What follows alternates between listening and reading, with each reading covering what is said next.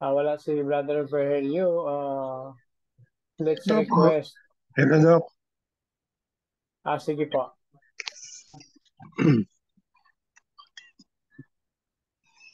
Dakila at mapagmahal po naming Diyos, Ama naming banal, sa oras na ito, amin pong hinihiling ang inyo pong pamamatnubay sa aming patuloy na pag-aaral.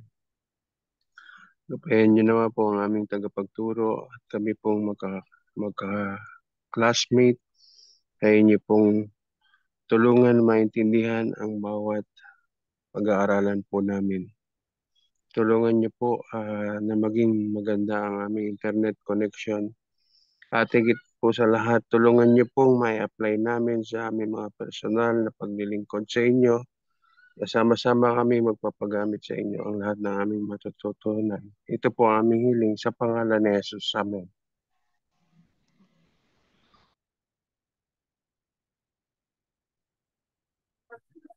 Okay, thank you very much. Ako po ay mag-share ng screen, mga kapatid.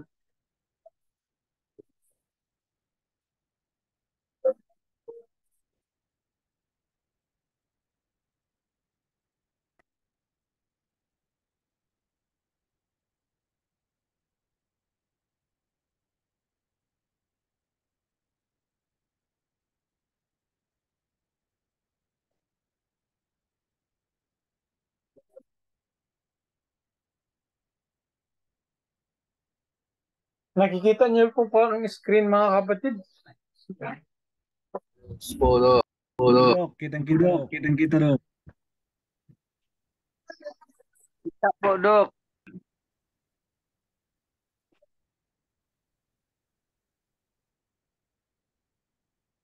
Okay, so yung subject natin ngayon ay still part of the Biblical Studies and Hermeneutics. This is BSH 200, Homiletics and the Art of Public Speaking. Narinig niyo na po ang salitang homiletics. Tama po ba, mga kapatid?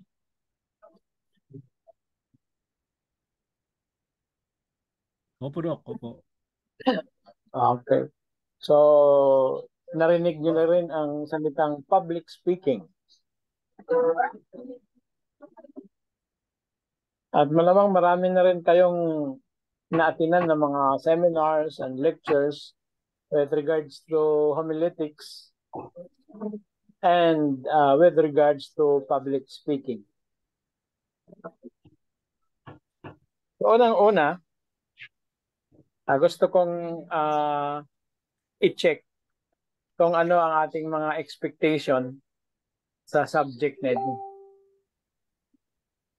Okay. So, nang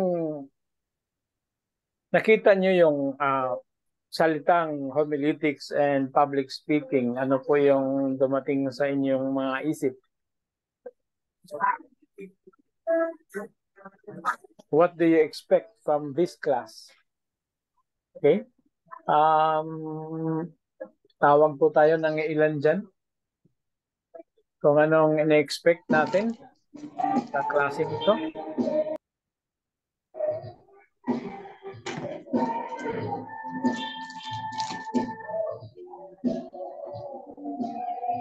Yes, Doc, permission to. Yes, okay. Sharon, Permission to what speak. do you Okay. expect from this class? Regarding the public speaking. Yes, homiletics and public yeah, homiletics and public speaking. This is all about the art of speaking that the audience yan could understand, magkaroon ng body impact yan sa ating pakikipag usap sa ating mga kaharap. Yan. Ano pong ibig mong sabihin ng body impact? Yan. Ang body impact po is yung empowerment po sa mga nakikinig na ma-absorb po nila the message na nais po nating ipaabot sa kanila. Okay, thank you very much. Apo. Tanungin din natin si paano ko ba makita yung mga pangalan?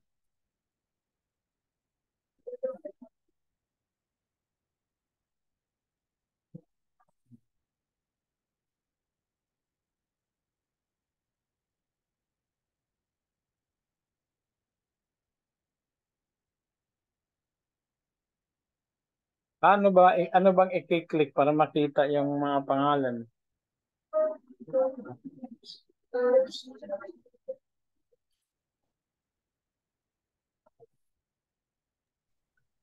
Sa participants, Doc.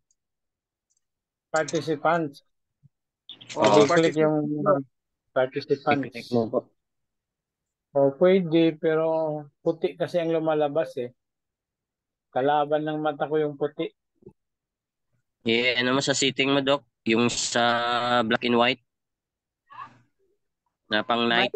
Black may ang pangalan lalabas. siya sa participant. Click view. Click view sa right side, Doc. Upper right side.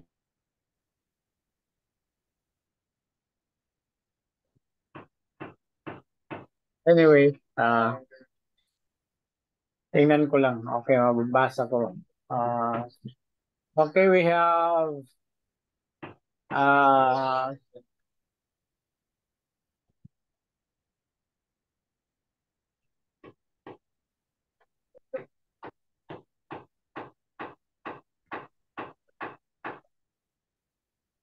Minel, no?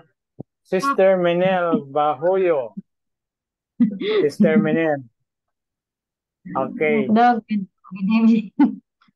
Doctor. Ano ang ina-expect mo sa class natin? Ina-expect ko dito, Doc, kasi art of speaking, right? Hindi lang yung sa audience impact, kundi rin sa homiletics. Dapat sana matutunan ko na yung yung sermon ba na hindi yung sarili ko lang na words na magiging impact din siya holistically, hindi yung sa sarili kong pagsabi, kundi gusto ko rin matutunan na yung ma-deliver na message is really from the impression of the Holy Spirit. Yun. Okay. So, kung ang sinasabi ni Ma'am Sharon ay audience impact, yung kay Ma'am Minil naman ay yung matutunan kung paano makapag-serve ng pagkain na hindi nanggagaling sa kanya, kundi talagang Bible-based at guided by the Holy Spirit. So, yun po ang gustong matutunan ini-expect ni Ma'am Minil na ating magagawa or makukuha from this class. Tanungin din natin si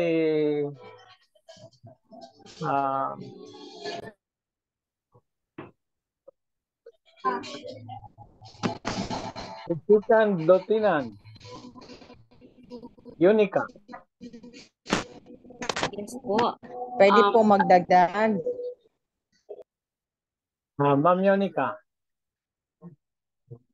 ano ang in-expect mo sa klaseng homiletics and the art of public speaking?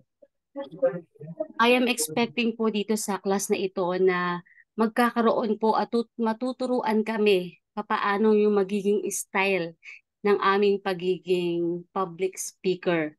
Kung papaano po namin, kung papaano kami magkaroon ng let's say convincing not necessarily power, I mean convincing way at papaano namin papakita sa pamamagitan ng aming pananalita yung aming nais na maiparating sa kanila. Yung art, meaning is yung style. Kung anong style, anong way, kasi marami pong paraan ang pagiging ang public speaking. So, yun po, yung paano yung style, paano yung way na deliver mo yung iyong pagiging public speaker. Okay, so yung mga emphasis naman ni Ma'am Yonica ay kung paano magsalita na mayroong mga estilo, no? Pamamaraan ng pag-deliver. Yan po ba ma'am ang ibig mong sabihin? Yes po. Yung pagsasalita Dok, na Dok, mayroong subukan, Dok. mayroong Dok. kasamang tumbling, no? Yes po, pati po Tumbling. kembot, Doc. Pati po kembot. Okay. Tumbling, rolling, kimbot, ano pa? Mga style. Okay. Sino pang mag-share ng expectation nila sa mga matututunan sa subject nito? Ako, Doc. Sige po. Ako, si Glenn po ito, Dok. Juan. Okay, Sir Glenn, go ahead. In religious studies, application of the general principle of public preaching, one of practice of studies as may be called as to the study the Bible. Okay. Study ng Biblia. Opo. And more ano and pa? more to preach for our application, the general principles. Okay. So, ang emphasis naman ni Sir Glenn ay mga principles, no? Mga principles on delivering sermons, no? Speech. Okay.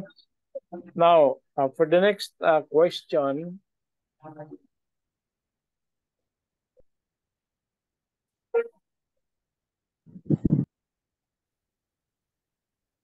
So, pwede ka daw ba? I'm sorry. Nagkamali si Ice.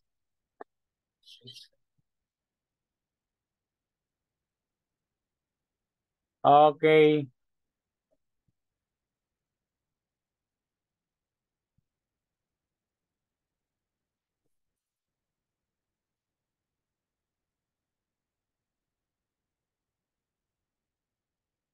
So the next question is, what is homiletics? Sa palagay niyo, ano ba yung homiletics? Subukan ko, Doc. Ito na may survey lang mga kapatid kung tayo po ba ay mayroon ng mga previous na kaalaman dito sa ating pinag-aaralan. Paano kaya ito slideshow? Wala yung ano ko.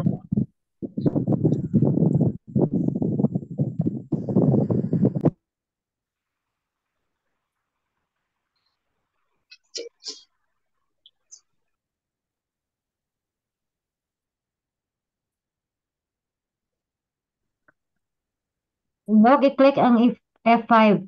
Try. F5. Laptop po ito. Oh, sa F5 po. F5. Sana wala naman siguro. May F5 ba to? Diyan sa keyboard Doon mo. sa Doc, sa may keypad. Sa taas. Oh, sa taas. 5.8. Yung F5 ko dito ay sounds. Aray. Tingnan na lang. Doc, pindutin niyo lang po iyon. 5.4. Sa ano mo, Doc, sa desktop mo, ay sa ano, dyan sa presentation mo, Doc, dyan sa slideshow, yung sa taas. Yan, malapit sa animation. Sa right side. Dito. Left side. Ang slideshow. Slideshow. Magkatabi Bago review. slideshow. Bago review, Doc. Oo. Yan. Yan. Slideshow. From the beginning, Doc. From the beginning. You know, sa pinakauna. Piling ko From the rin. beginning. Yan. Yan. Ayun. Yun. At the beginning, Pwede namang current talagang yun. bumalik sa beginning. Okay. So, what is homiletics?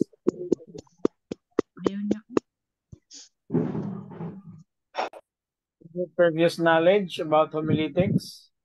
Subukan ko, Doc. Doc. Sige. Homiletics refers to kwan siguro, the art of preaching that has something to do with the composition and the delivery of discourses from the Bible. It includes yung kwan siguro, mga forms of preaching, including sermons. Kung sa mga ibang pananampalataya, yung tinatawag na Lutheran at saka Catholic na homilies or catechetical instruction, yun siguro ang homiletics, Doc. Pwede po magdagdag. Okay, pwede magdagdag. Kung mayroong gustong ibawas, pwedeng dagdag bawas.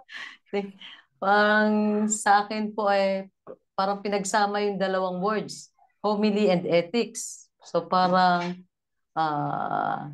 attitude or moral conduct in delivering message or sermon. Yun po ang ibig sabihin sa akin ng homiletics. Ethical attitude. Magandang pananaw po, no? Kung anong homiletics.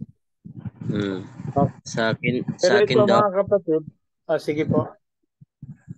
homiletics is the practice and study of the art of preaching the rhetoric of the sermon.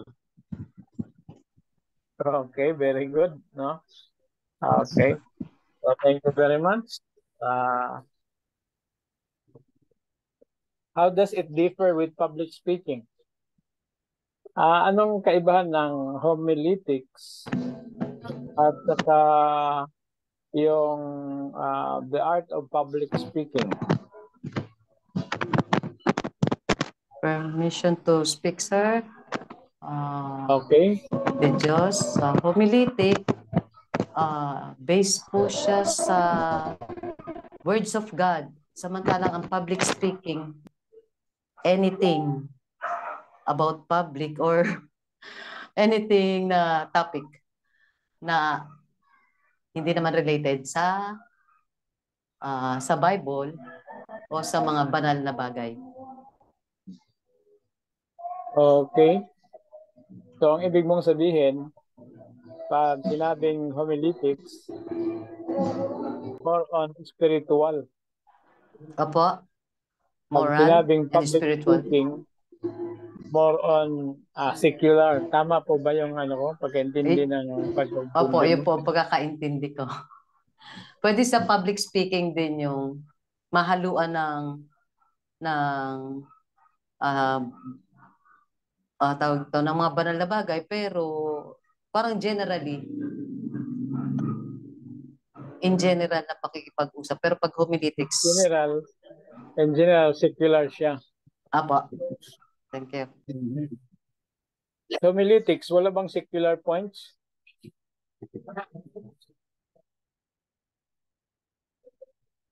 Parang more on moral. Parang karamihan po ng homily na naririnig ko about the words of God or sacred things. Okay. Doc Ray, can I add? Yes. Okay. Sige po. Okay.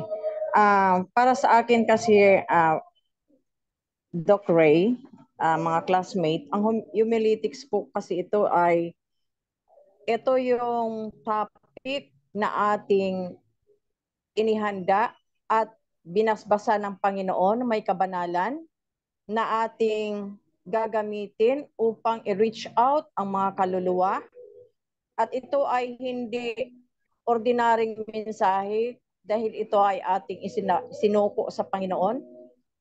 Ito ay kanya ng Panginoon na kung saan tayo ay gagamitin. And in a public speaking, ito ay ang art paano natin i-deliver ang message na may kabanalan. There is a body language na makapagbigay ng emphasis doon sa thought na ating nais ipaabot base doon sa message na nais bigkasin para abutin ang mga nakikinig. So, yun po ang napakahalaga at napaka difference na secular na public speaking na pagsasalita. Pag ito po ay ginagamit po natin, ang homiletics, ito po ay may kabanalan at maingat po nating binibitawan na talagang piling-pili ang ating mga salita na ginagamit to reach out po na may kabanalan sa mga nakikinig. So yun po yung pagkakaiba. May art ng body language para ma-reach out. Yan. May emphasis yung thought ng message na nais iparating. Ang emphasis mo, Ma'am Sharon, ay kabanalan, ano? Nabasbasa na mensahe. Kabanalan. Salamat po. Dahil Opo, may kabanalan. ng Panginoon. May additional pala ang kabanalan, ang tanong ko po, ang kabanalan po ba ay hiwalay sa katotohanan?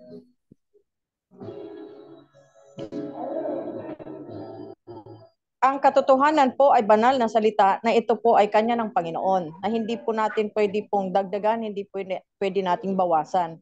Dahil ito po ay nagtuturo ng katotohanan, wala nang iba kundi si Jesus po ito sa ating buhay. So dapat din ang reflection nito makita din po sa ating sarili. So, pwede po magdagdag. Sorry. Art of sermon preparation. Opo. Talaga nga po bang kasama dito ang emphasis ng katotohanan? Not necessarily.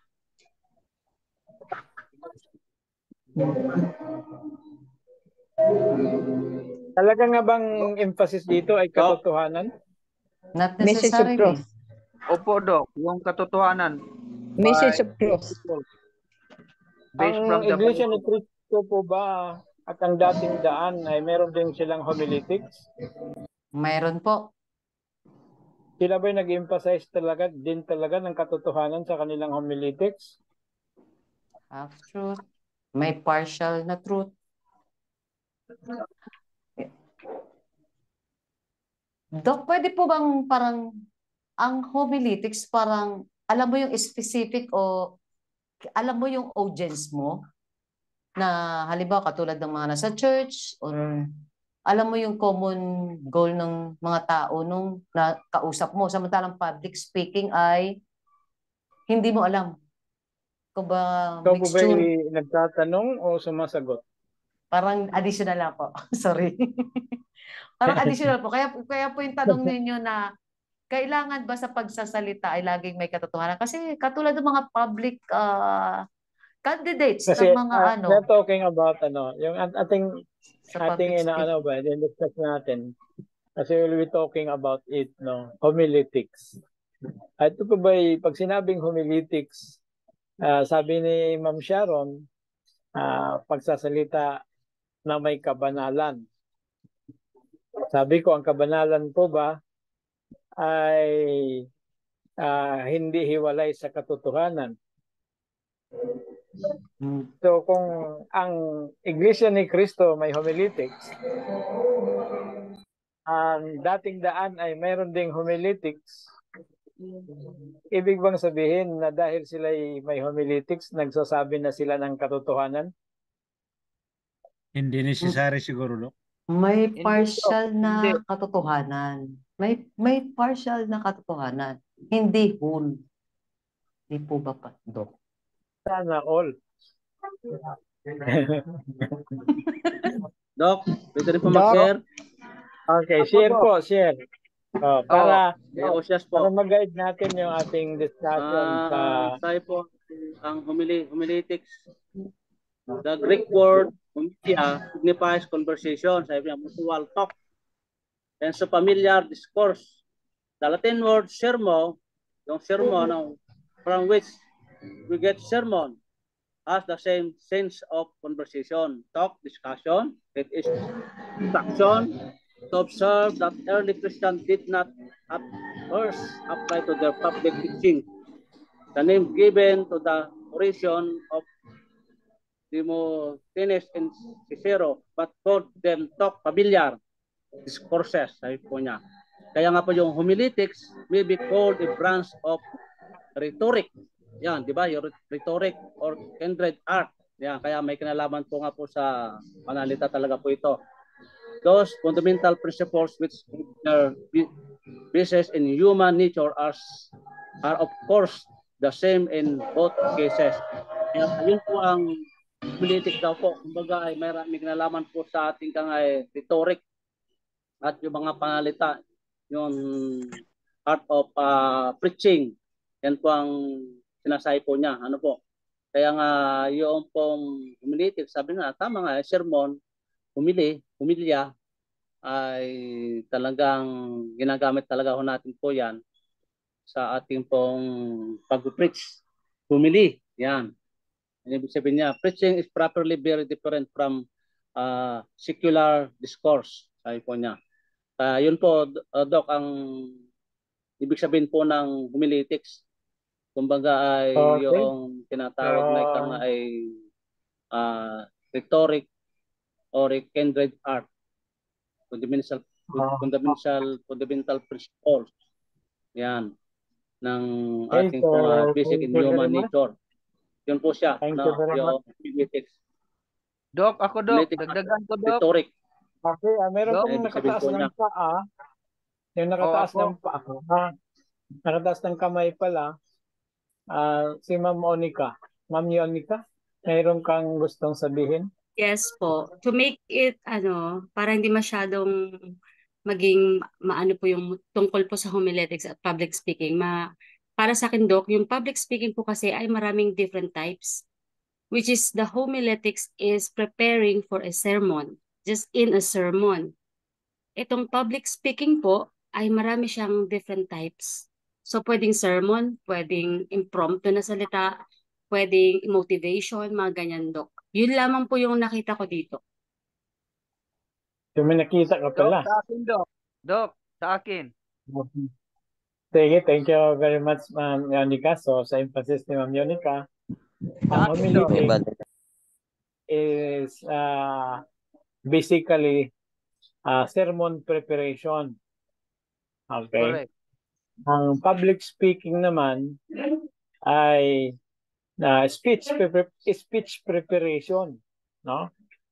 And of course, speech preparation and delivery, no? Di ba halos parehas lang, no? Na sabi naman ni Ma'am Sharon kanina, ang homiletics, spiritual, ang public speaking, secular, pero pwedeng haluan ng religious. Okay. So, gusto ko pang makinig sa iba. Sino pa yung tumaas ng kamay? Para makita ko sa screen. Wala po tumataas ang kamay. Sige. Lieutenant Del Rosario.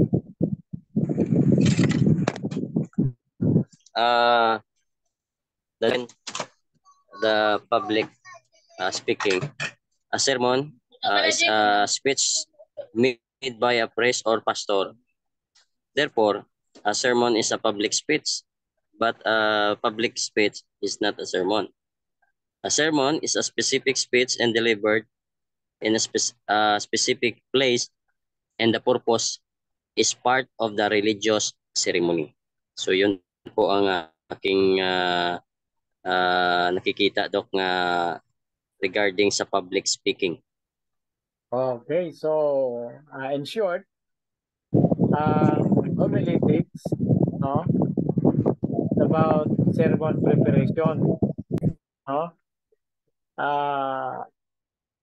Ang homiletics din nag-involve din ng delivery, no. Ang public speaking mayroon ding preparation at mayroon ding delivery. Okay. So ang homiletics, according to Lieutenant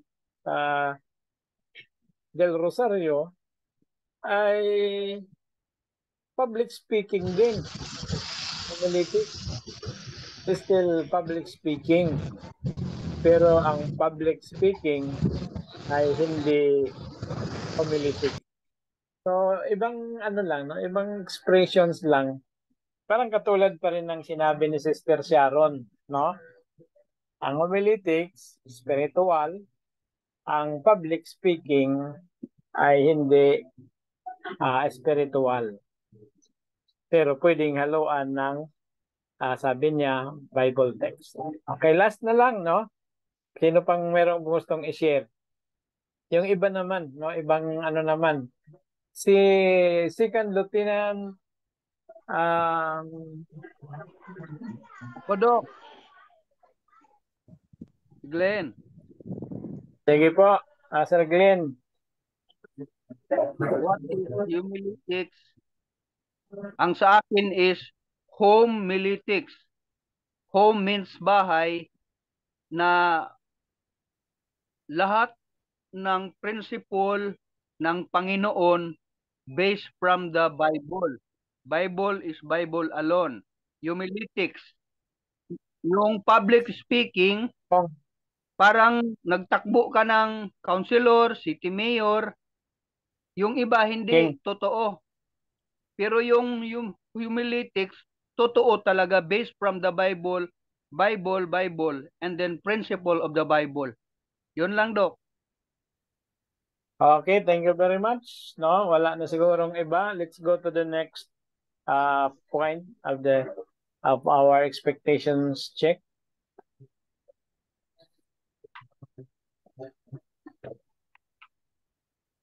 Okay, what is your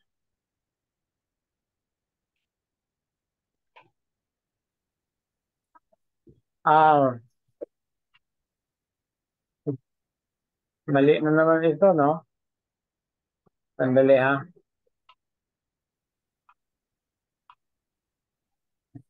Hindi na gumagana yung ano. Ito. Palitan natin kasi.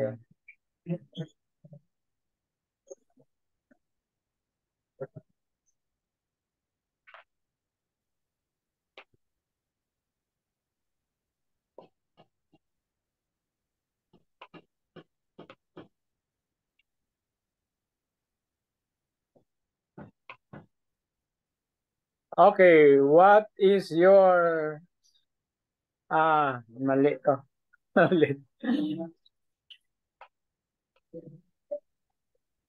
Okay. Yan. Salamat sa nagbigay ng tip, no? Alam ko na kung saan pipindutin. What are the commonalities of a sermon and a speech?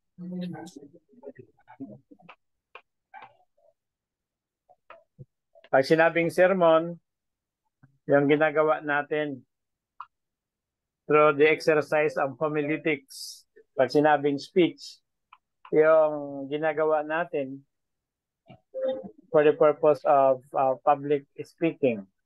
Ano ang commonalities nila? Doc, try ko, Doc. Sige po. Sino po Ah, sila para Mr. Faustino, sige po, Jerry sir. Faustino. Ang commonalities between sermon and speech, una sa introduction, may introduction. Tapos body. At ang pangatlo, conclusion. Mukhang yun ang Okay. common nila, sir. Doc.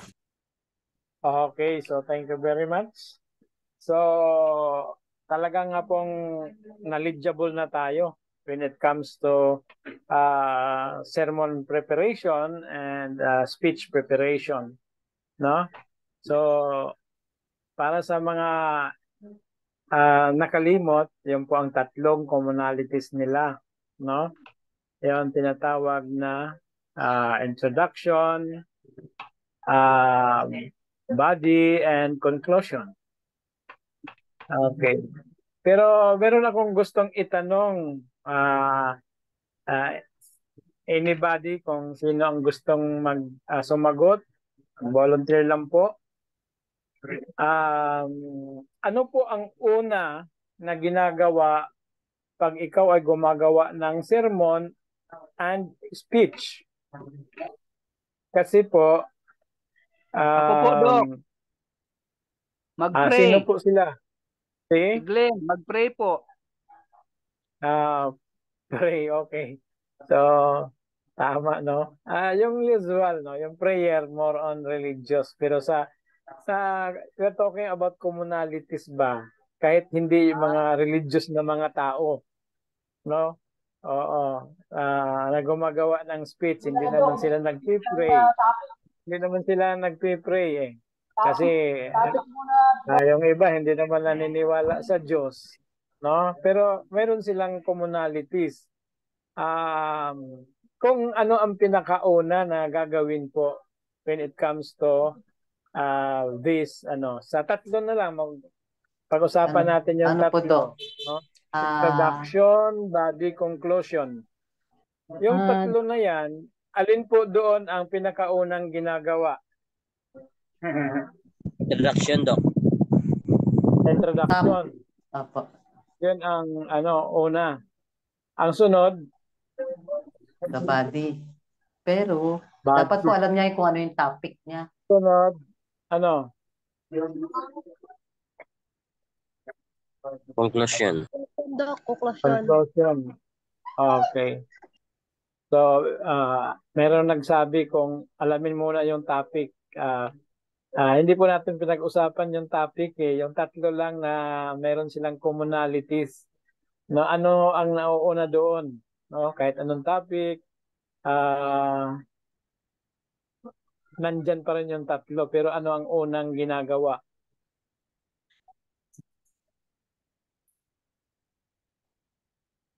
Intro. Si Sister Josephine. Sister Josephine, number 137.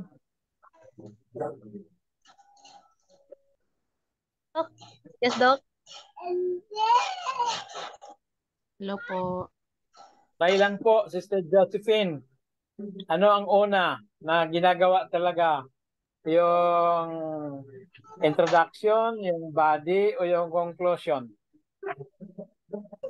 Introduction, Doc. Title, Doc. Title. Introduction. Wala tayong kung may title o wala eh. Ito lang po yung pinag-usapan natin, no? Introduction, body, conclusion. Alin ang Tatlo lang eh. dyan? Gumagawa ng apat. Body muna po. Body, pwede body. Body. Sa akin, Doc. Conclusion. Conclusion na kaagad. Introduction. Para yung mga tao, makuha mo ang attention nila. So, pag ang una mong gagawin, yung conclusion. Ecclesiastes 12:13, the So, conclusion. ang gagawin mo, meron ka ng conclusion. Ang susunod mo gagawin ay ano? Opo, Doc. Body. Sa akin, conclusion muna. Body. Sunod body. Tapos sunod? Introduction. Introduction. Introduction. Okay, so ang ibig mong sabihin, ang process mo sa paggawa ng speech ay ang tawag doon is inverted. Pabalik, no? Nag-uuna ka, conclude ka muna bago ka after mo na kapag conclude ay gagawa ka na ng body. Tapos sunod, nagagawa ka na ng body at conclusion, gagawa ka na rin ng introduction. May point din, ano? Parang ginagawa natin, Dok, mag-eleksyon, ah. Muna tayo sa baba, papunta sa taas. Wala pang election, may result na. Ako, Dok. Alam na ang panalo. Sige. Sige po. Hello, Doc.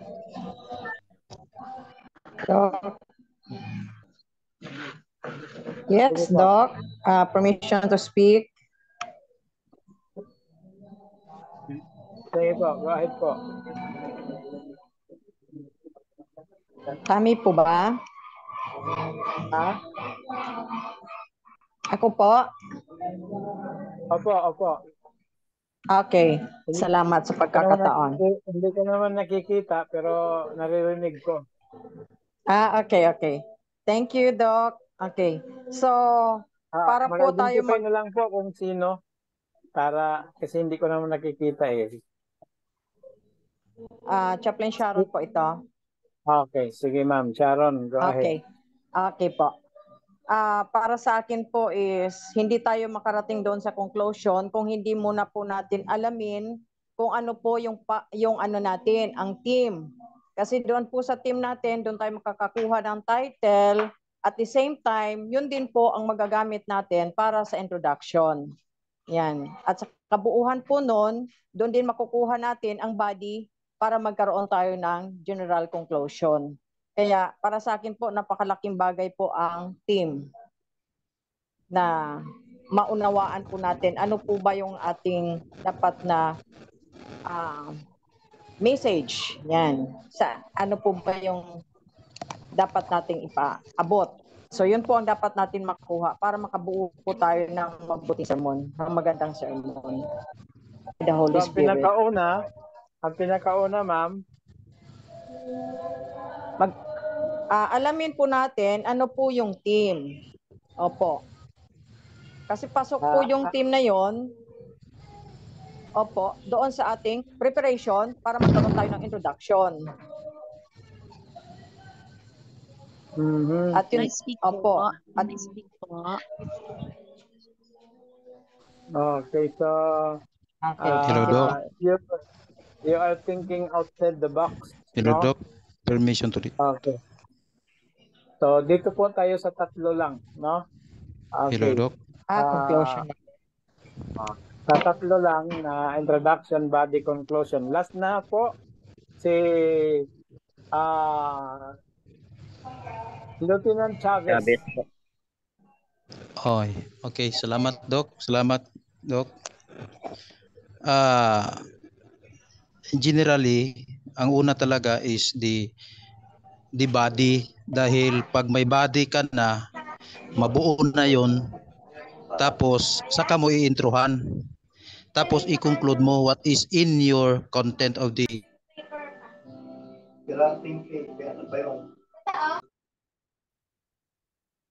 Okay, maraming salamat. Sa akin po, Doc, introduction talaga. Opo. Pahawit pa eh. Oo, talagang humihirit, no? Introduction of politics eh. Doon talaga. Sino yung may sabi introduction? The Diyos po. Believe ako sa iyo, ma'am eh. No? Humihirit. Sa akin po, Doc. Wala ka pang body. May-introduce ka na, no? Doc, sa akin po ay body. Bihirang talent yan, no? Alam nyo, napakabihira ng mga ganun na talent eh. Na wala pang body, pero may na-introduce na. No? extraordinary yan, no? Extraordinary. No? Okay, so yan po ay sinusurvey ko lang, no?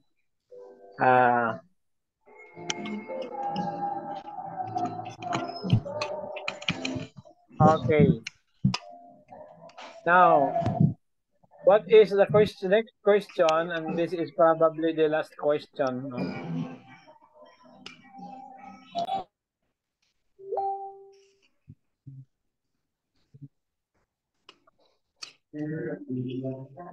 Okay, what is your understanding of the terms homiletics and humiletics?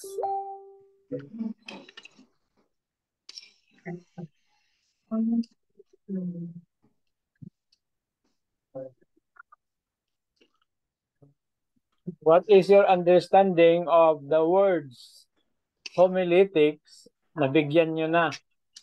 No? Kasi simula pa kanina eh. Ngayon, ano naman ang tinatawag humiletics?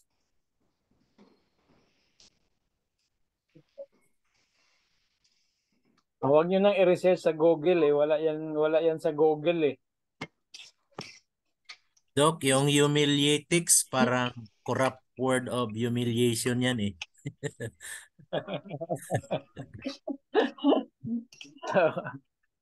So ano kaya yon, no?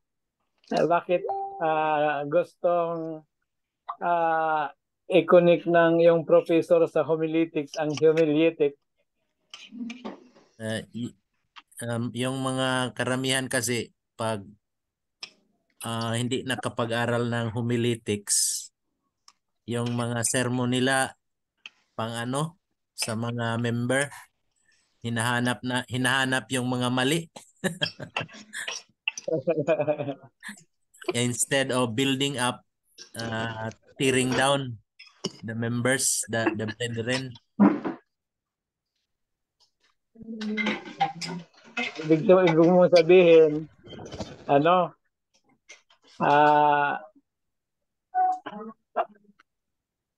kulang na lang banggitin ang pangalan, ano? Kulang na lang banggitin ang pangalan. Opo, pinapahiya na tayo dyan. Sino ba yung masyadong gumagamit ng humiliatic? Anong simbahan? Yung maliit. Ay, narinig ako sa Facebook yung mga Pentecostal. Pentecostal. Oo. How about yung mga pari? Yung mga pari, hindi ba sila mahilig ng humiliatics?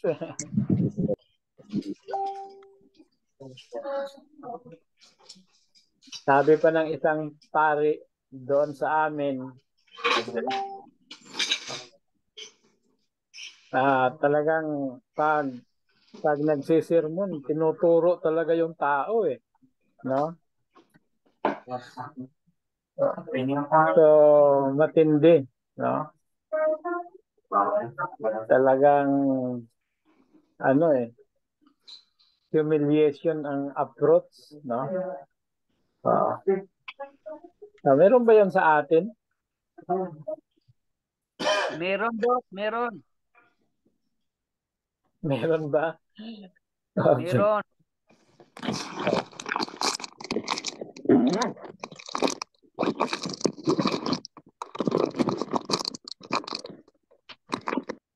Okay, dito sa ating pag-aaral mga kapatid, we are going to talk about the art of sermon preparation and the art of speech preparation, no? At i-start po tayo sa pinaka-common na pamaraan, no? Or style ng paggagawa ng speech at saka sermon na mayroon silang tinatawag commonalities, no? The art of sermon preparation at saka the art of public speaking, no? Sandali mga kapatid, magre-relocate lang ako.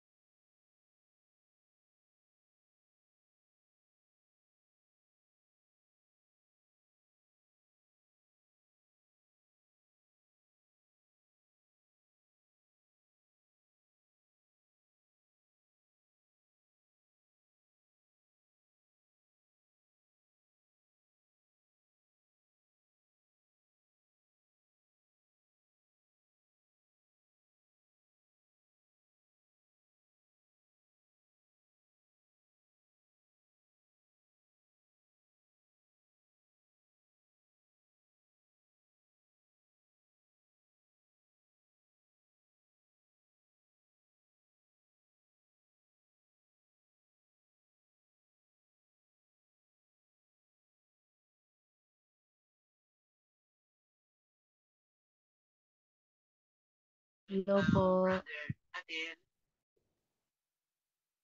po akong marinig. Nakamute po si Doc. Si Doc Ray. Change location.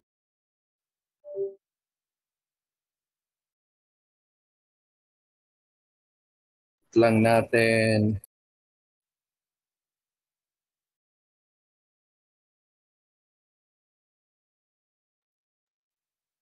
Okay, rinig niyo ba mga kapatid yung signal? Okay, May Doc. signal ba? Okay, Okay ba Doc. ang signal ko? Okay, Doc. Sige, Doc.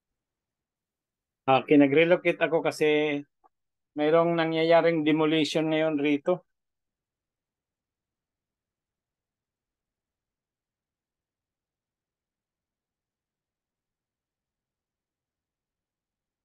Okay, so saan ba tayo? Dito tayo sa the common ways through which a sermon and a speech may be prepared.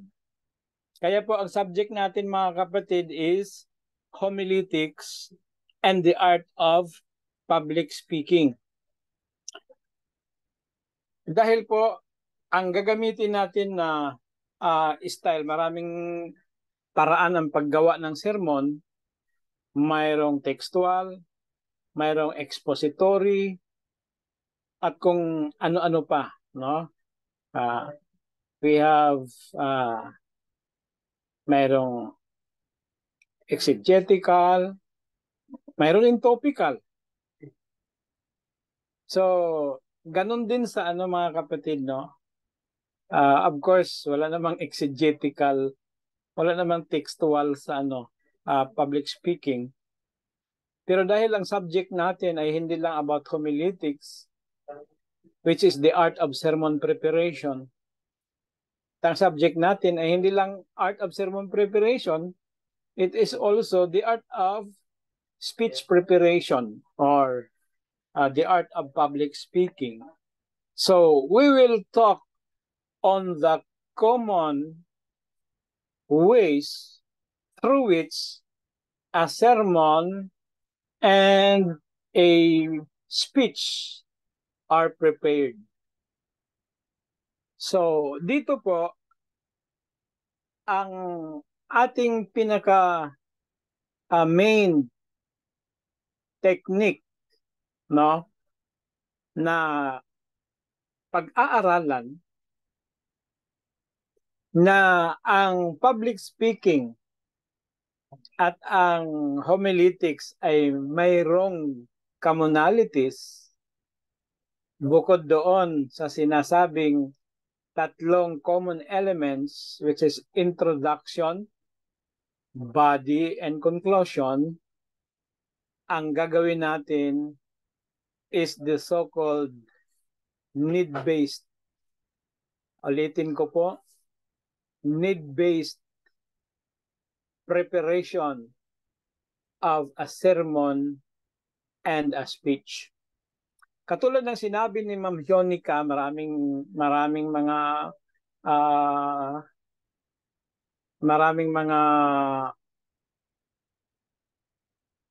ways, no, or style ang paggagawa ng speech. Mayroong according to purpose, okay, tapos at iba-iba pa, no, about sa speech, no. Mayroong to convince, mayroong to inspire, mayroong to motivate, mayroong to persuade, no, marami, no. Pero we will talk on the common ground of a sermon and a speech. At yun po ang tinatawag need-based. In other words, whether it is a sermon or a speech, the common that they will share, no, the common way na or pamaraan na sila pong dalawa ay mag-share ay yung tinatawag need-based. Ang need-based preparation, mga kapatid, ng speech or sermon, no? Sabihin na lang natin in short, speech, because a sermon is also a speech, a religious speech and spiritual speech, no? Ang ating gagamitin na pamaraan is the so-called need-based. Bakit po need-based? Dahil ito po ang ginagamit sa tinatawag persuasive speech. Your sermon must be persuasive and your speech must be persuasive. Mayroong nag-mention kanina ng word na to convince. Okay, to convince. Ang kaibahan ng convinced and persuaded, ano ang kaibahan na nakita niyo, mga kapatid?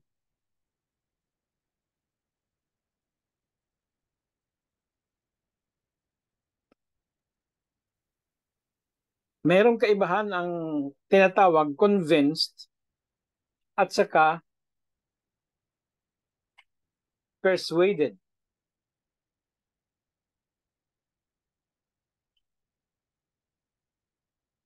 Hello? Andyan pa ba? Hello po. Ano Permission nakikita to niyo speak. na kaibahan? Okay, so anong kaibahan ng na-convince at saka na-persuade?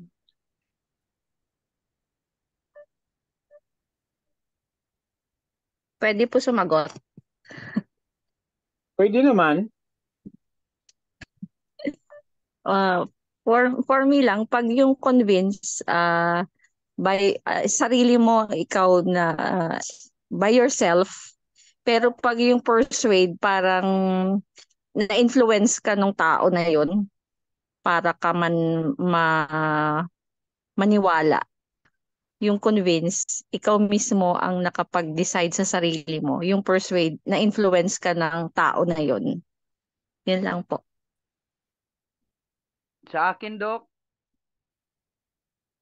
pwede makasagot, Doc?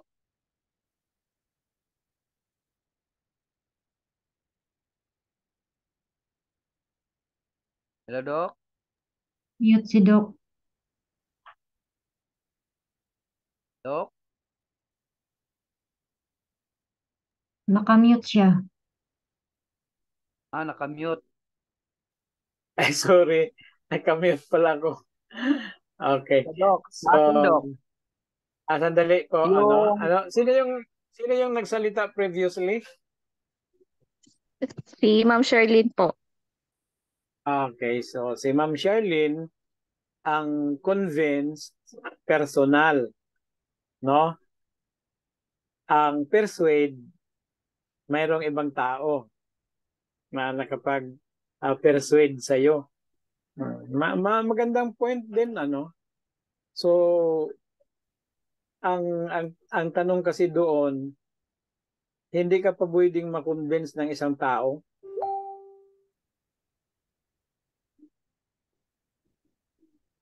So kung ang convinced ay sarili lang natin, ibig sabihin no one can convince us. No?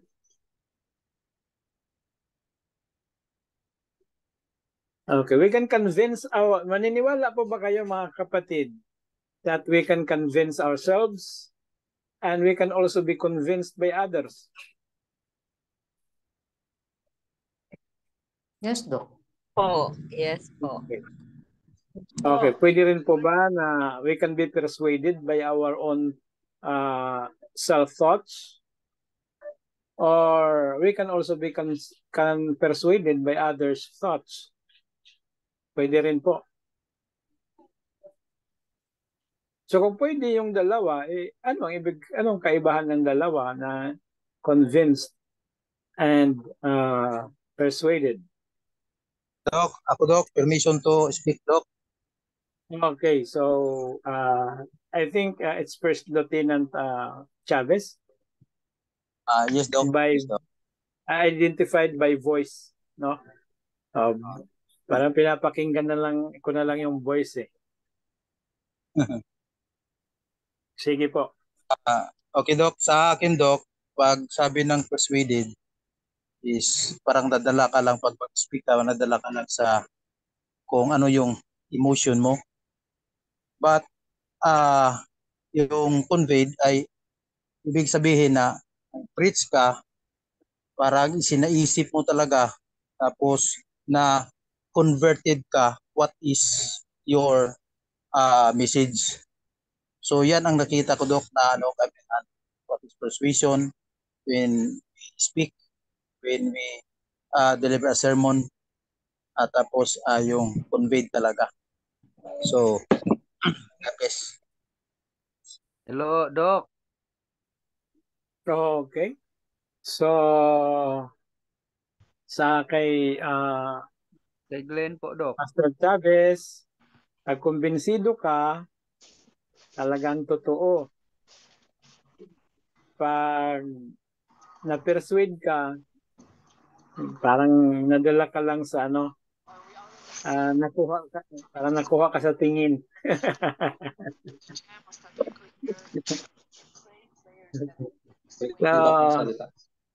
Okay, maganda rin, no? Okay. Parang boses yun ni Sir Glenn eh. Sir Glenn. Opo, Doc. Ang sa akin, Doc, yung persuade, sabi ni Ellen White, parang napugos mo.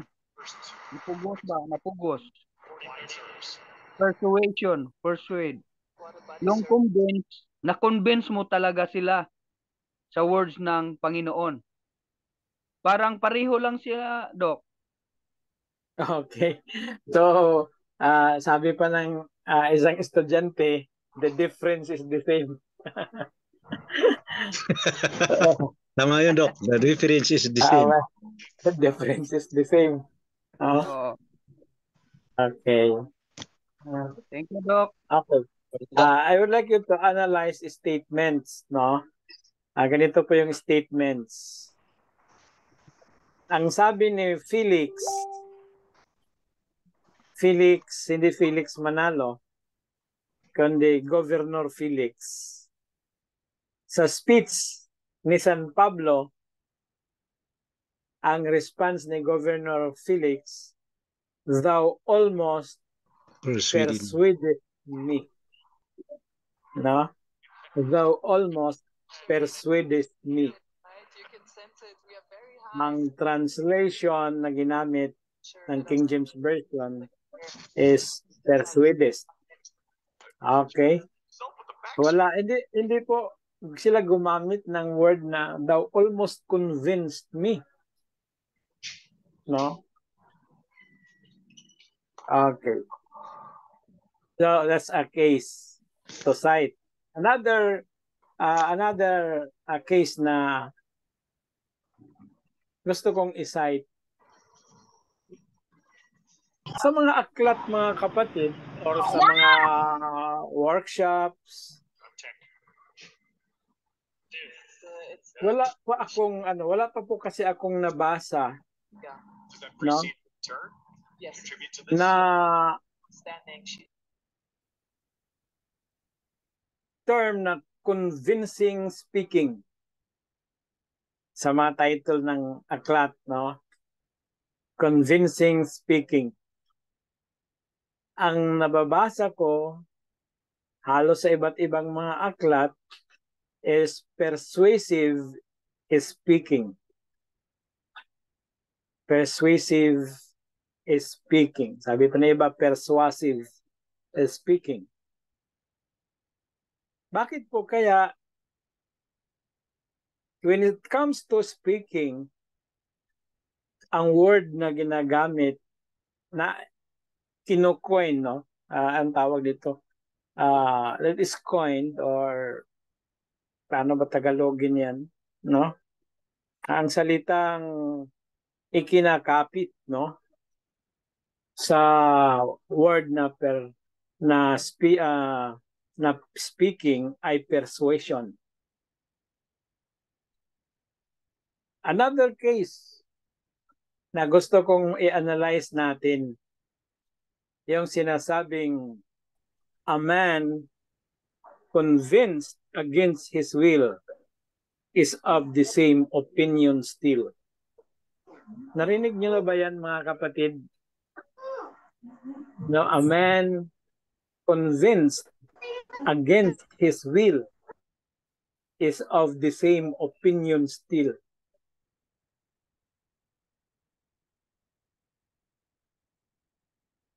Narinig niyo na rin yan, no? Yung ano. So, based on those words, or those expressions of words, do you now have the idea kung ano ang kaibahan ng convinced and persuaded?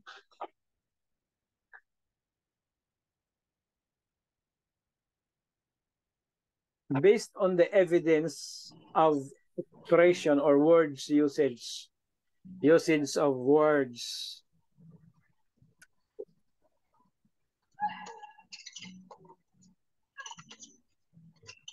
Okay. Dagdagan ko pa, mga kapatid. No? Kaming mga kolportor, katulad ni Sir Glenn, pagkakaalam ko, Sir Glenn, ikaw ay naging Assistant Publishing Director. Opo, opo, Doc. Tama ba ang pagkarinig ko? Okay. Opo, Doc, opo. At nandyan din siguro si kapatid na Osias. Siya din po ay Assistant Publishing Director. Ngayon, APML na. Saan siya, Doc, na mission? Sa CLC.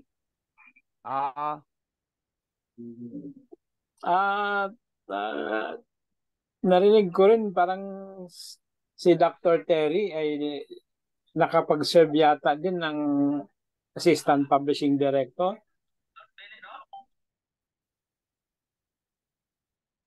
Yes, Doc. Yes, Doc. At ako din ay naging Assistant Publishing Director.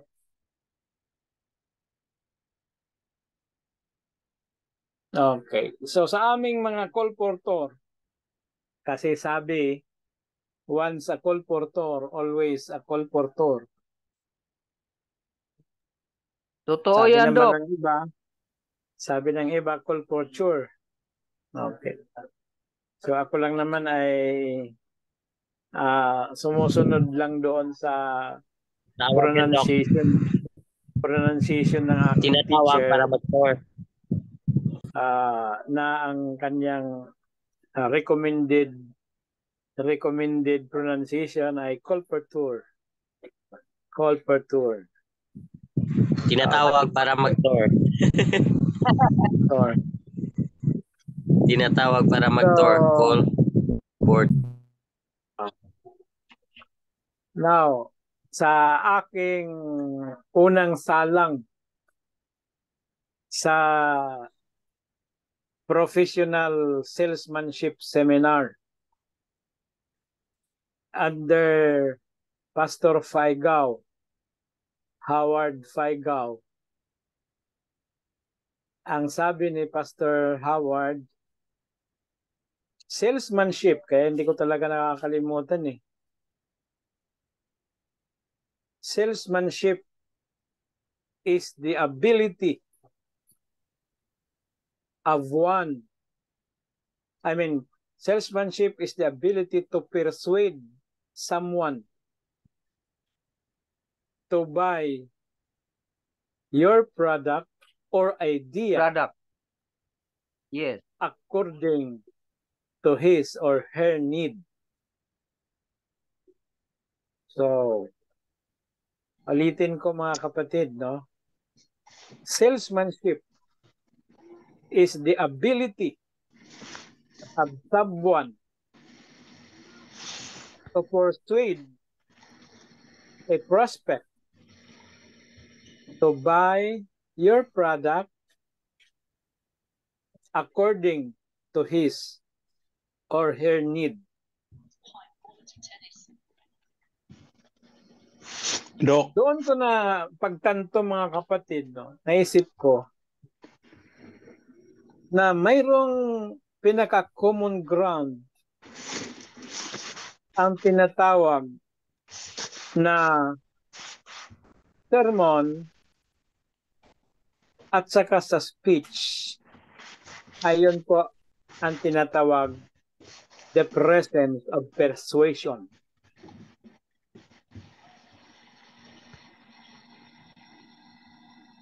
So whether mayroong mga ibang style ng speech like to inform, to persuade, to convince, to inspire, or to motivate, no?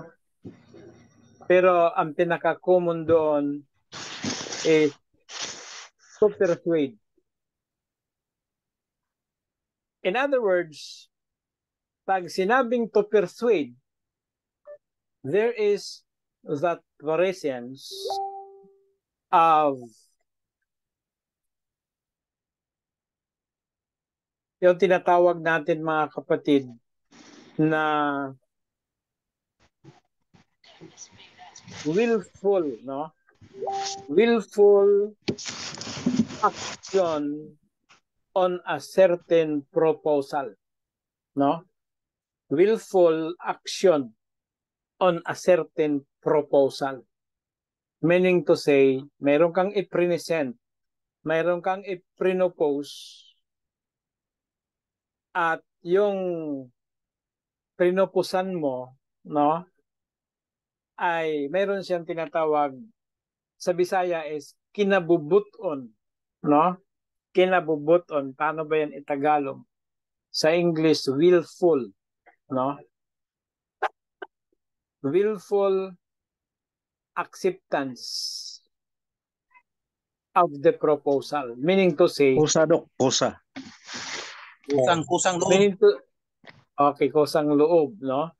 Meaning to say, pag sinabing willful, no, acceptance, meaning to say, sa Bisaya, hindi labag ba sa buot? Okay, no? Hindi labag sa kanyang kalooban, willful, no? Hindi labag sa kanyang kalooban. Pero pag ikaw ay makumbinsi, maaring ikaw ay nakumbinsi, pero labag sa iyong kalooban. Pero kung ikaw ay na-persuade, kasama ang iyong kalooban,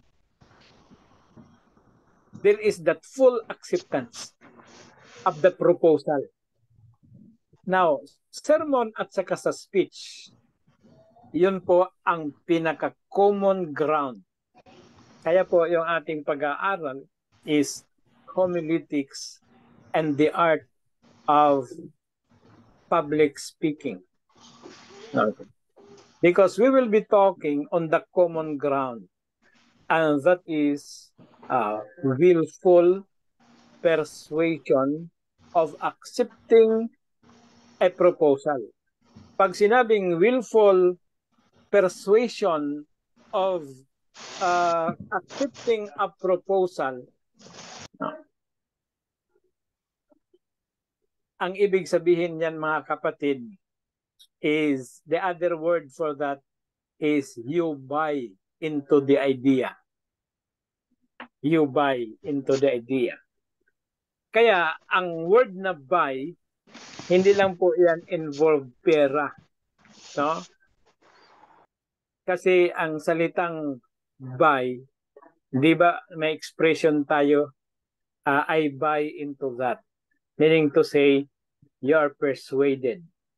No, it is either you are convinced or you are persuaded when you say, I buy into that. No, I buy your idea.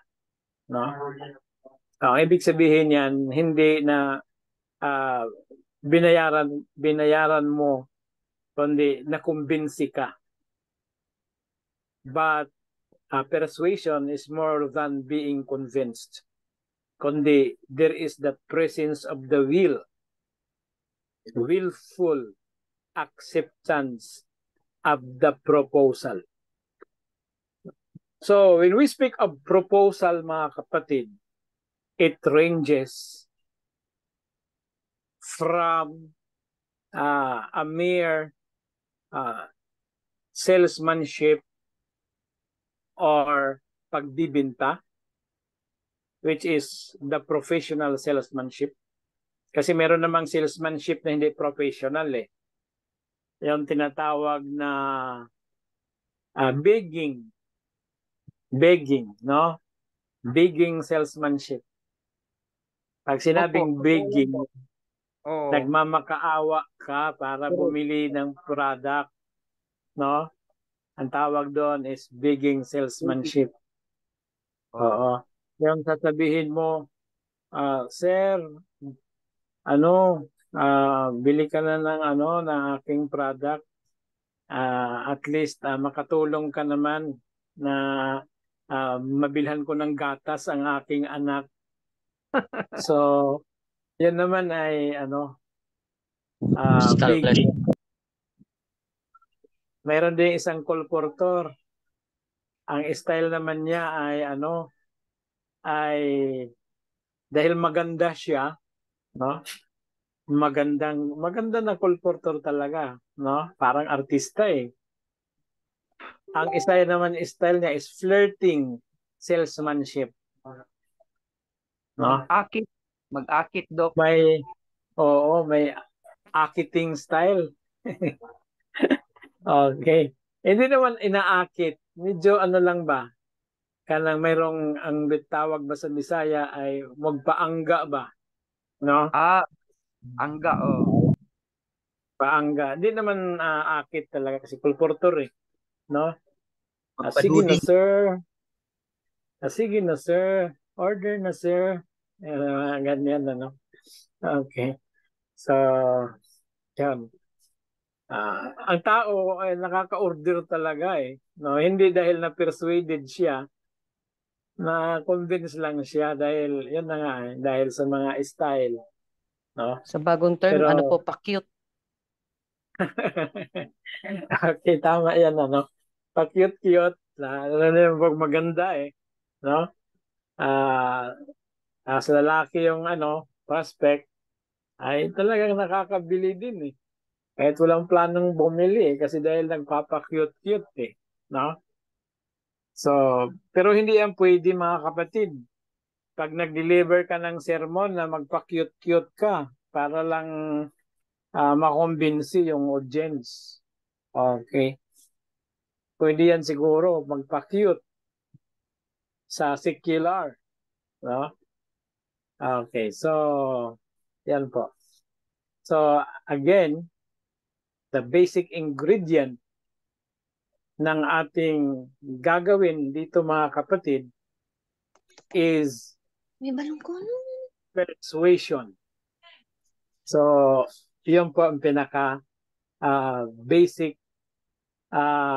element, no? Or style, and that is to persuade our audience. So in order to persuade our audience, we are going to make a proposal. Kumbaga, liligawan mo yung audience. Okay? Liligawan mo yung audience. Ano bang purpose ng panligaw? Ang purpose ng panligaw ay ano po? Para, ano pa yung pinaka-desire ng isang tao pag siya nanliligaw? Siya po ay ano? To get her Siyempre, attention. Makuha. Sagutin. No? Hindi lang makakuha ng atensyon.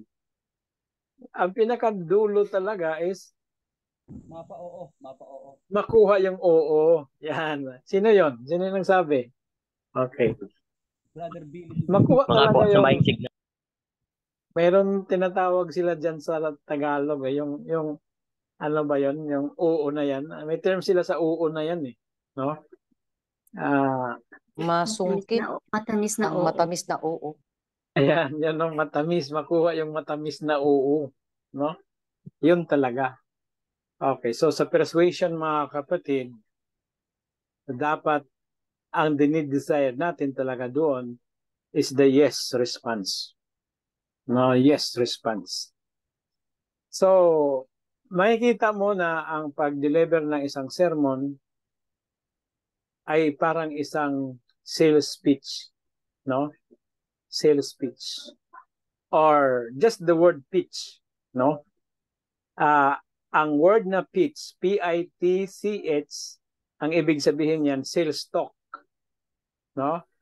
Sales talk.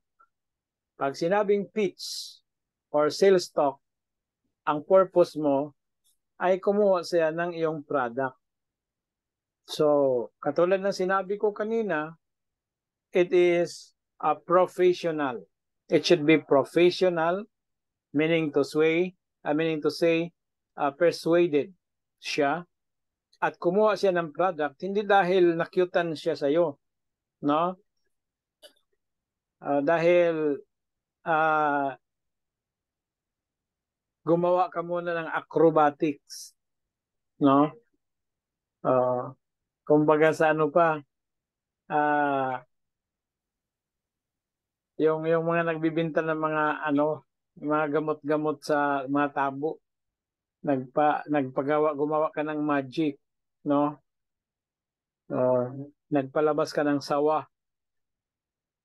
Hindi, kundi kumuha ka ng product dahil kailangan niya. Yun ang ibig sabihin, according to his needs. So, ang gagawin natin next meeting mga kapatid, we'll be going through the making of a persuasive speech through which our audience, whether it is a church or whether it is the public, they will be able to buy into our idea according to their need. So that is a need-based persuasive proposal. So, dito lang po muna tayo mga kapatid sa ating preliminary discussion. At sa susunod na linggo, hindi ko kasi na-prepare yung Greek material ko. Sa susunod, after sa subject ko, susunod na natin yung Greek Bible reading subject para maturuan ko po kayo, matulungan ko po kayo na makapagbasa ng Bible sa Greek language. No? Yun po ay gagawin natin dahil yung isang subject na Greek exegesis, no, ay gagawin na lang natin sa susunod na semester, sunod na taon, dahil marami pa sa atin ngayon ay kailangan mag-brush up sa kanilang mga Greek. Kasi ang Greek ay napaka-importante po, lalo na sa part ng kahit nga sa sermon preparation, pag ang ating style na gagamitin, mga kapatid, ay yung tinatawag na expository sermon preparation.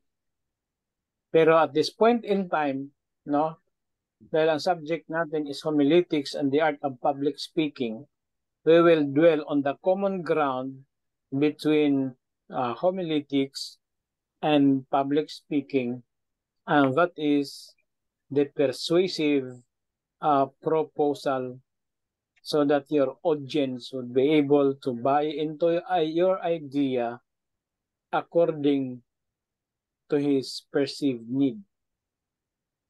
So thank you very much, at we will dismiss early, mga kapatid, and see you next Sunday. Thank you, Doc. God bless, Doc. Okay. Thank you po. So, tayo po ay may 45. Makisuyo na lang po screenshots para makuha ni Ma'am Yonica yung attendance. Okay. Okay po, wala po muna magli-leave. Wala po muna magli-leave. Wait lang po. Doc? Sige po.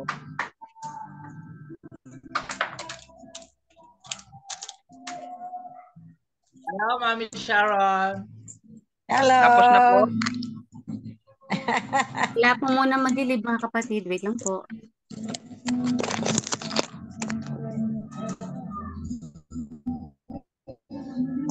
Ma'am.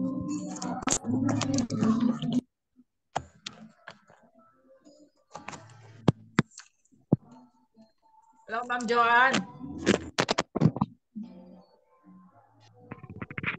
Thank you very much. Hello, Ma'am Yonica. Sir Christopher. Bye-bye. Ma'am, Ma'am wala Yonica. Walang po ko kayo, Doc. Yes po. No? Pero lang po Walang akong sa bagong enrollee. Tapos na po ba mag-screenshot? Ipapacheck ko sila.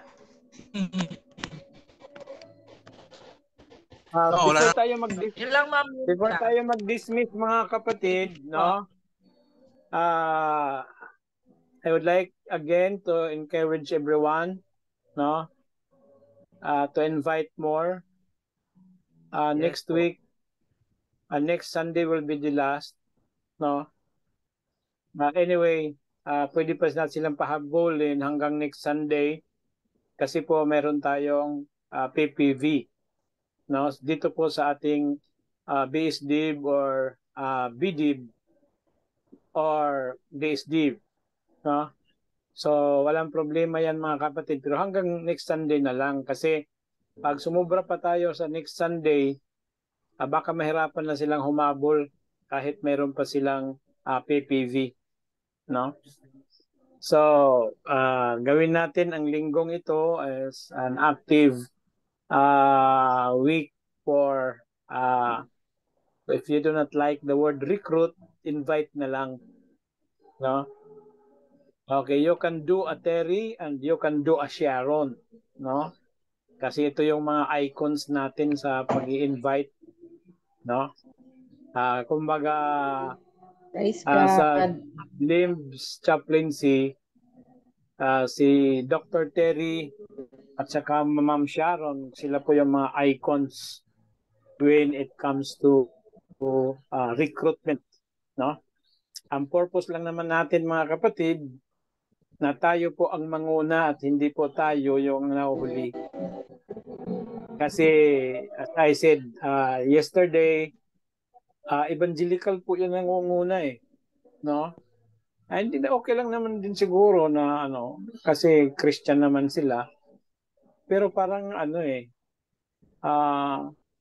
it's para sa akin it's a humiliation eh. Parang nahihiya ako na tayo po yung nahuhuli when it comes to chaplaincy, no? Sila po yung sobrang active eh. Leader po ya noon, Doc. Oh. So, di ba tayo lang ay ang minamaster lang natin ay mag-chaplain sa hospital natin. Mag-chaplain sa sa school. Narang neglected natin ang sa labas. No. Okay, kahit naman ang ating chaplaincy ay hindi naman evangelistic by its emphasis, pero later mga kapatid, marirealize din ng mga tao because of our exposure sa kanila, makakatulong din yan sa parang we're just sowing seeds of kindness, no? Na siguro naman later magkakaroon din yan ng harvest. Yun po ang simple analysis mga kapatid, na the reason na mahina yung emphasis natin in chaplaincy sa labas ay dahil ang chaplaincy kasi bawal yung proselyting talaga. At ang emphasis naman ng ating church ay mag-evangelize, make disciples, no? Dati nga hindi na make disciples, baptize na lang no? Baptize. Okay. Sa chaplaincy kasi bira lang nababaptize pag nasa labas, except kung andoon ka sa prison ministry. Kaya halos lahat dyan nagpapabaptize sa ibang religion, no? Pabaptize Doc, good evening, Doc. Nandiyan yung Jehovah's Witness, pabaptize. Pasok ang born again, pabaptize. Pasok ang iglesia, pabaptize. Pasok sa Badista, Adventist, pabaptize. Bakit? Gusto nilang bumaba ang kanilang sentensya no? So, kaya ang aking invite pa more. Punuin natin punuin natin ang ating 18 regions para malagyan na natin ng regional directors. Then 81 provinces. Malagyan natin ng provincial directors or provincial commanders. And then yung 1,189 municipalities and 146 cities and 243 legislative districts. Lagyan din natin ng mga district commanders. At later, sa ating CCC 200, papakita ko sa inyo mga kapatid kung ano talaga ang gastong gawin ng PhilSAPA, no? With regards to the 43,000 barangays ng Pilipinas. No, mas madali lang sa atin i-reach out yung 43,000 barangays kung mayroon na po tayong mga district, city and municipal commanders sa chaplains. So yun po ang the great challenge sa atin. Yun po ang sinasabi ko ang mula noon mga kapatid, na pag napuno natin ito, perhaps we can say we are the leading church when it comes to chaplaincy without walls and borders. So how I wish that Excuse we me, can Doc.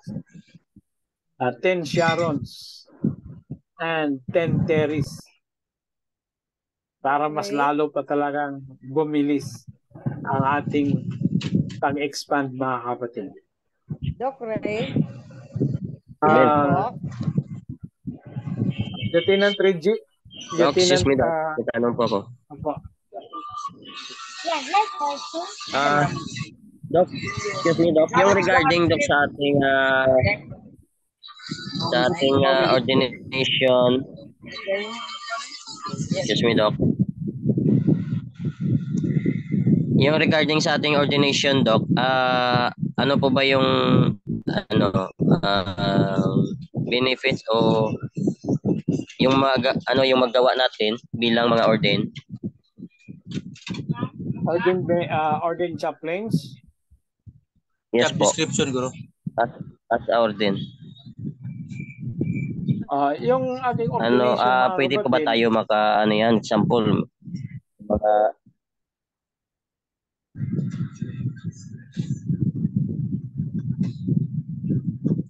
yung example, Doc, sa hospital o may magkuhan, pwede po ba tayo makapag-bless as mga ordained kapatid, chaplain? Mga kapatid, pag ikaw ay ordained chaplain, you can anoint, you can pray over. Pag naayos natin yung mga obstacles, mga kapatid, tayo po ay pwedeng magkasal, pwedeng magbaptize. Yun po ang function ng interfaith chaplain, mga kapatid. Pero when it comes to baptism sa church, mayroon tayo kasing policy na we can only baptize if we are an ordained elder also, and we are commissioned by the mission, no? Pag mayroong go signal ang mission, ito yung magbabaptize dahil ang pastor ay hindi available, may sakit at kailangan na talagang yung baptism, pwede kang i-authorize ng mission, no? Pero that is only once or case-to-case basis.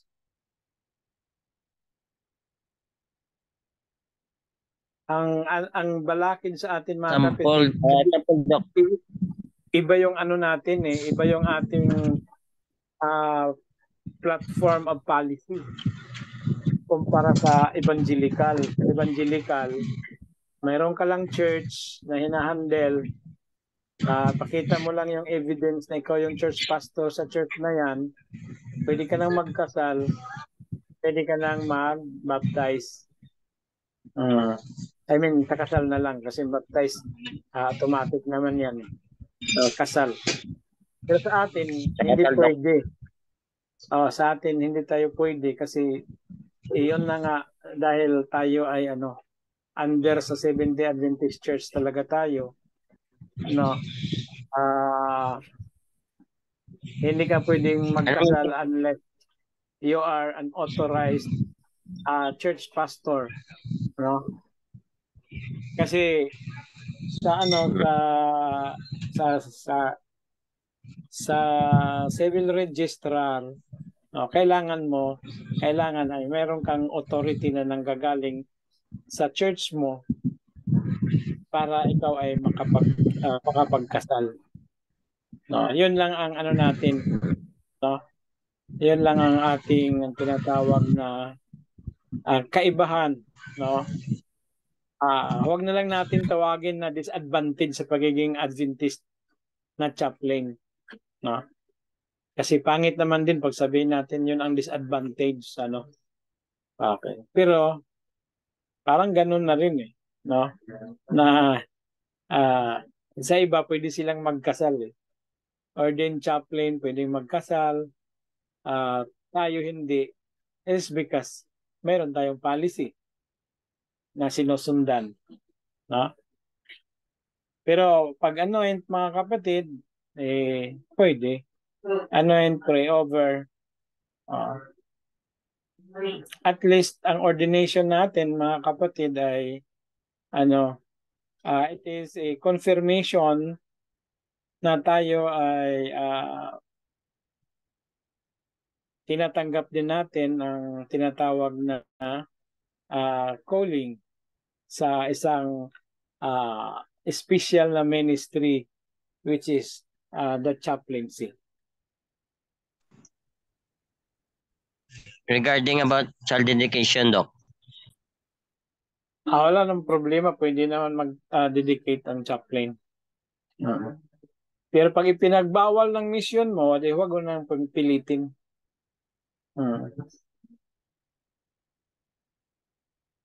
Kasi depende rin yan sa mission. Pwede po magtanong?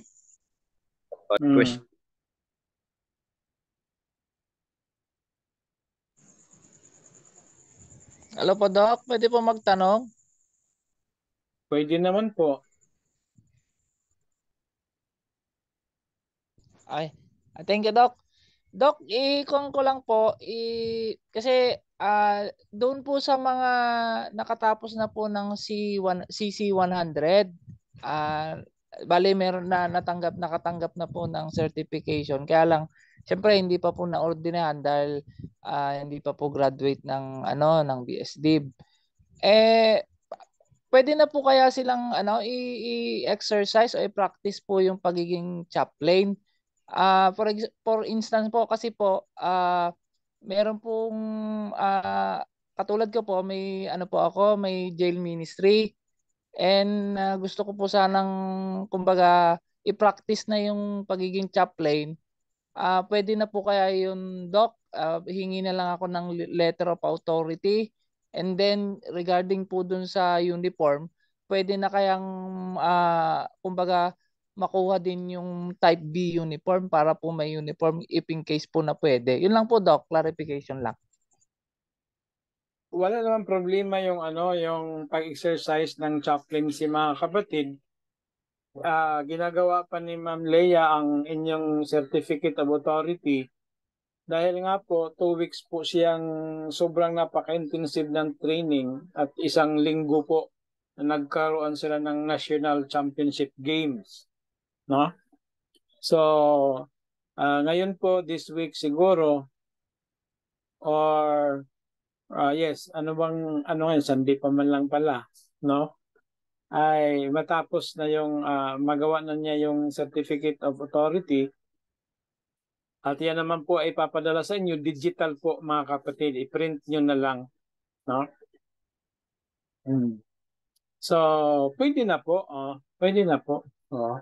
mag-exercise sa pagiging chaplain kasi meron na po kayong basic certification sa pagiging chaplain.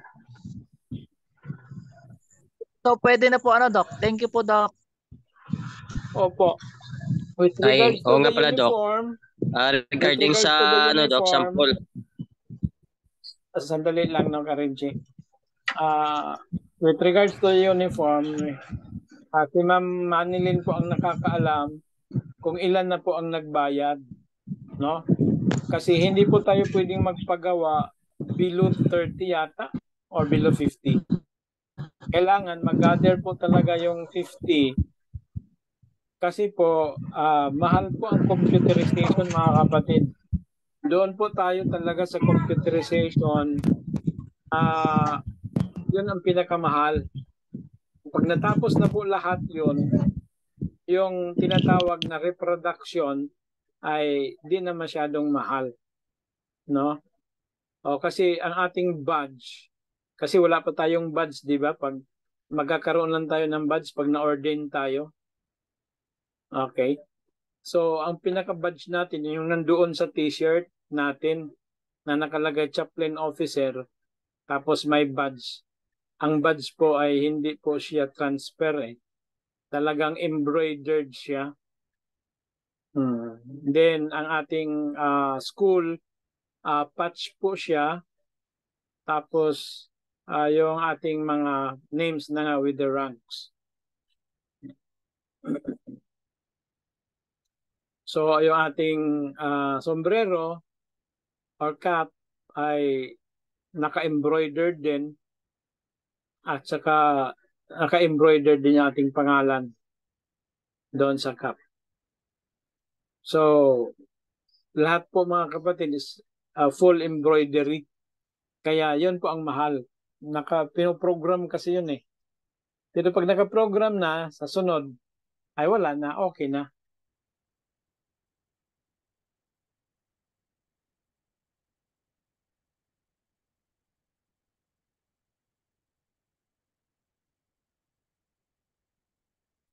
Kaya ang encouragement namin,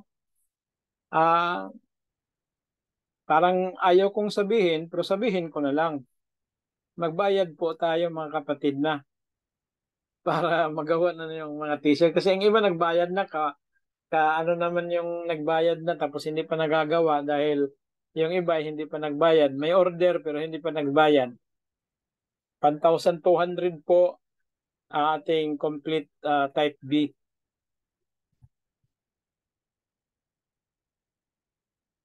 Nagbayad na po. Okay lang po ba? Kapatid na Charity?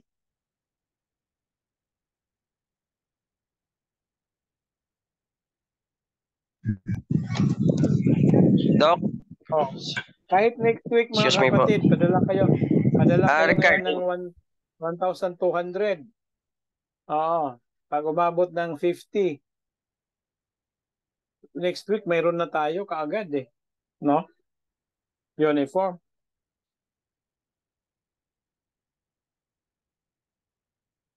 Mahirap din naman natin kung isuli natin yung 1,200 dahil ang iba ay hindi po-koleksyon eh. Nakabayad na po.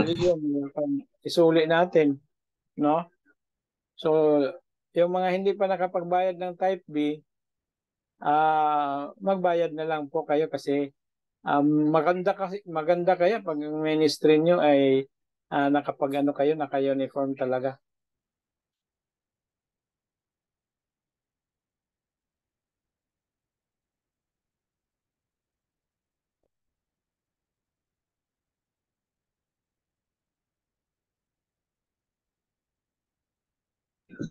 Doc, excuse me po.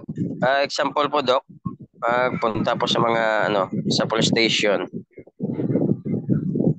Ano pong first steps doon para ma-introduce? May sulat po na ipapadala sa so hintayin na lang yun. May sulat po na ipapadala yung tawag na coordination letter na i-introduce po kayo sa kung ano-anong mga ahensya ng gobyerno na meron kayong chaplaincy ministry. Ano may address niyan, Doc? Naka-address na yan? Kasi Doc, mayroon dito sa may sa Maasin, mayroon dito sa chaplain ng Baptist. Mayroon silang letter tapos ibinigay doon sa chief ng fire station. Yung kanilang chief doon sa sulat na yon ay mayroong natawag na recommendation for acceptance sa ilang chaplain na i-ano nila Doc, i-absorb tapos with payment with salary. Singko ba? Tapos kasi mayroon tayong 70 Adventist na kapatid dito sa Maasin na din sa fire station. Yun po. So ang kanyang ginagawa lang nag-online online worship. Yun ang kanyang activities. So yung yung kapatid natin sana mayroon din tayo na sa Adventist na mag-chaplain ba? Para may kuwan, mag-devotional sa kanila, mag-prayer. Maganda yan, maganda kasi yung hindi naman nila na gustuhan daw yung yung turo ng pastor. Pastor daw yung tawag sa chaplain nila.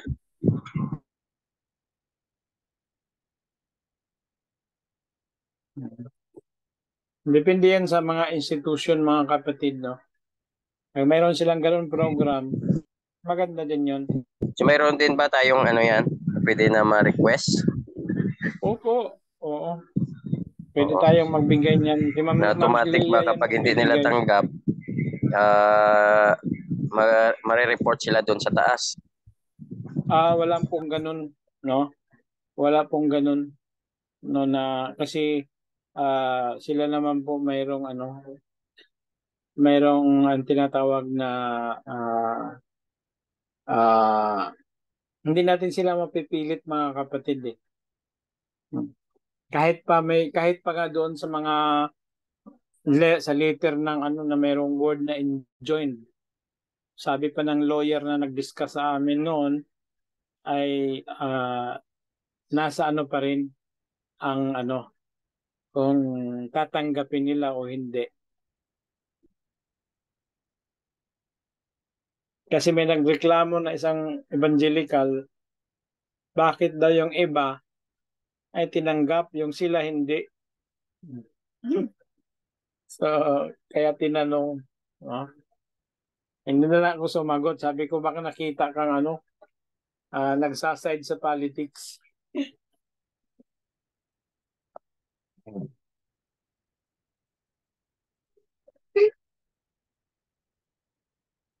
Sige po, mga kapatid. God bless po. See you next week. Good night, Doc.